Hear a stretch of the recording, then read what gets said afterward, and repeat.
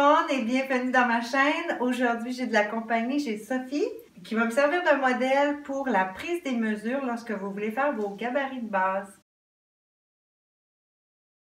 La première mesure que je vais prendre, elle ne fait pas partie du PDF sur la construction des blocs, mais c'est quand même une mesure importante à prendre si vous voulez faire des capuchons. C'est la mesure de la hauteur, alors le minimum de la hauteur pour un capuchon. La mesure se prend au total, donc en passant sur le dessus de la tête jusqu'aux petits os de l'encolure ici. Alors on vient prendre la mesure en ligne droite comme ça. Je vais demander à Sophie qu'elle se tourne pour que vous voyez le tape sur toute la longueur. Alors ça, c'est la mesure qu'on doit prendre, puis bien sûr, la hauteur, ça va être la moitié de cette hauteur-là.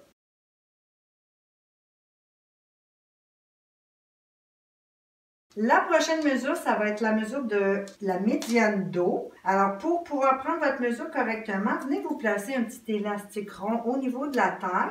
Demandez à la personne de bouger un petit peu. Comme ça, l'élastique va se placer. Puis c'est ça, votre niveau de taille. C'est l'endroit le plus petit, donc l'endroit où l'élastique se place. Pour prendre la mesure, on va repérer l'os à la base du cou au dos. Alors, essayez pas de trouver un point, ça a quand même une petite superficie. On essaie de trouver le centre de cet os-là. Et puis, on vient mesurer en suivant le corps jusqu'au niveau de la taille.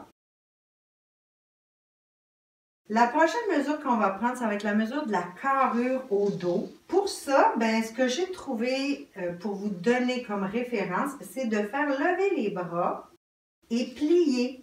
Alors, en levant le bras, vous allez voir un petit pli dans le corps. J'ai aucune idée si vous pouvez voir ça à l'image, mais vous allez, même si la personne a plus de poids, moins de poids, normalement, vous devriez voir un creux ici dans le corps. Puis c'est d'un creux à l'autre que vous allez mesurer. Mon ruban, la hauteur où il se trouve, c'est environ le premier quart de la mesure de médiane dos. Alors, juste ici, encore une fois, c'est pas exact, mais vous allez faire de votre mieux, mesurer d'un creux à l'autre. La prochaine mesure qu'on va prendre, c'est la longueur de l'épaule. Bien sûr, la base du cou, c'est quelque chose que vous allez faire approximatif, mais vous avez déjà deux références. Alors, vous avez les os en avant et vous avez celui du dos. Vous pouvez facilement imaginer une petite courbe qui va suivre l'encolure.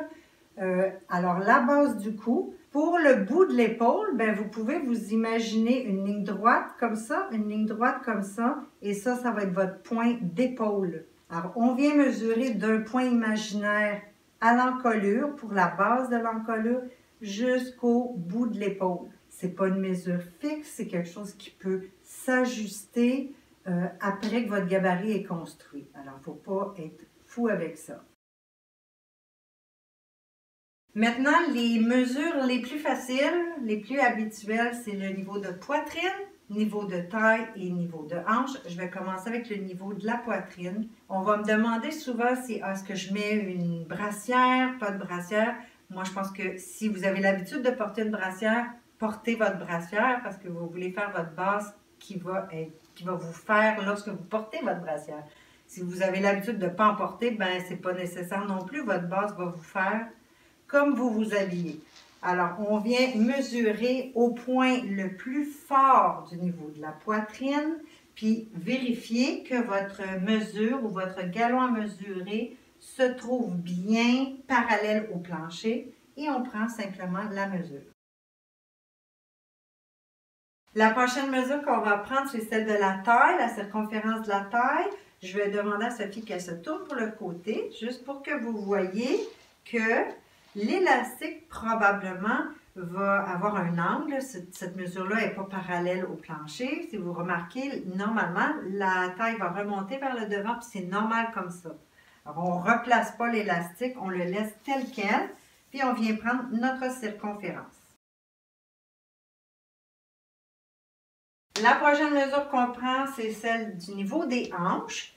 Ici, ça va être bien important de mesurer vraiment la partie la plus large du corps. Alors, essayez la mesure à différents endroits si vous n'êtes pas sûr. Comme là, moi, je viens de voir, ça l'a un petit peu agrandi. Même si vous vous rendez au niveau de la fourche, c'est pas grave. L'important, c'est de prendre le point le plus fort du corps, puis on prend notre mesure. Cette ligne est parallèle au plancher.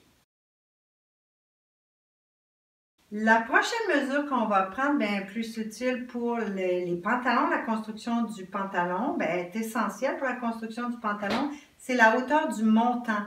Donc, de la taille jusqu'au siège ou le bout de la fourche. Alors, je vais demander à Sophie qu'elle s'assoie. Puis, je vais lui demander, oui, exactement, de se tasser un petit peu pour avoir un peu de la chaise qui est dégagée. Encore une fois, je vais mesurer à partir de l'élastique sur la latérale jusqu'au niveau de la chaise. Ça va être votre hauteur de montant. Pour la longueur du pantalon, on prend la mesure sur la latérale. Tu peux te tourner un petit peu. On va prendre la mesure sur la latérale.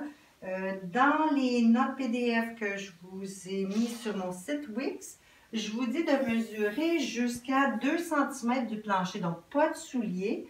Vous pouvez prendre jusqu'au plancher et enlever 2 cm à votre mesure. La prochaine mesure qu'on va prendre, ça va être la mesure de poignet. Puis je vous dirais de la prendre à 2 endroits. Vous pouvez prendre la mesure du poignet, juste en dessous de l'os, ici. Ça va être votre mesure exacte que vous pourrez utiliser pour faire des tricots.